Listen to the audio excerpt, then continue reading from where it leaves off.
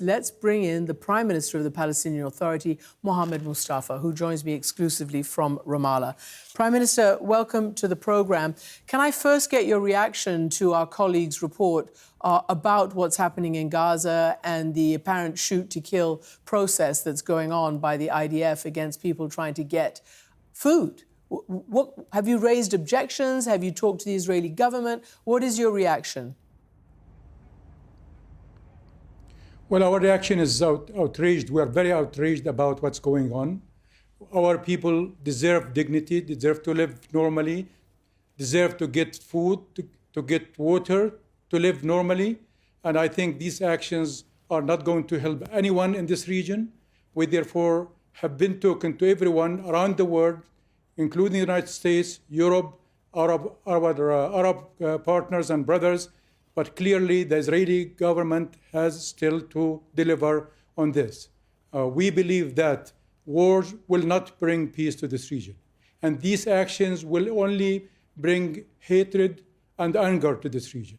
Displacement, starvation, annexation, and occupation are a recipe for disaster. We need the world to look at this very seriously this time. This is not going to be good for anybody whatsoever, including the Israeli side. This is way too far, way too far. Mr. Prime Minister, let me also ask you about starvation. First and foremost, the UN's World Food Programme, headed by Cindy McCain, the widow of the former US Senator, the late US Senator John McCain, says the hunger crisis in Gaza has reached, quote, new and astonishing levels of desperation, with a third of the population not eating for multiple days in a row. You are not in Gaza. You have been essentially, from what I gather, and you can explain, barred by the Israeli government from taking any sort of day after or governance position there. What are you hearing about how ordinary civilians, ordinary individuals, men, women and children are faring in the ability to stave off hunger? Well, why we are not obviously in Gaza today, but we have workers, we have employees, and we of course have partners in Gaza.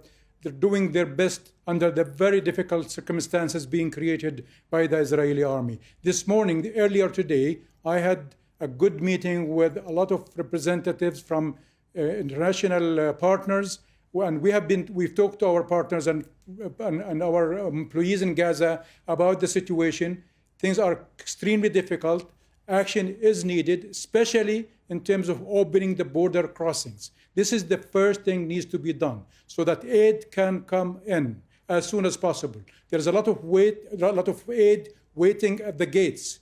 Gates are closed by the Israeli government. This got to change. This is the first priority. Now, talking about governance, obviously, what the Israelis say is their business. But the whole international community is united on the day after. The day after is Gaza, West Bank, including East Jerusalem, are parts of the state of Palestine. And only the legitimate government of Palestine will be responsible for governing Gaza as well as the West Bank. We will be working together with the international community so that we can make this possible. We will work with international partners, especially international NGOs and United Nations agencies on the humanitarian side of things. We will work with Egypt, Jordan, the international community on stabilizing force for the region, for Gaza and beyond. In the day after, we will work with our international partners on governance and how we can reintegrate the institutions of Gaza with the West Bank, and also already working in preparation for Gaza Reconstruction Conference with Egypt and the United Nations so that we can rebuild Gaza in the day after. Okay. So we have the plan, we have the partners. All we are looking for is the end of the Israeli occupation of Gaza as soon as possible.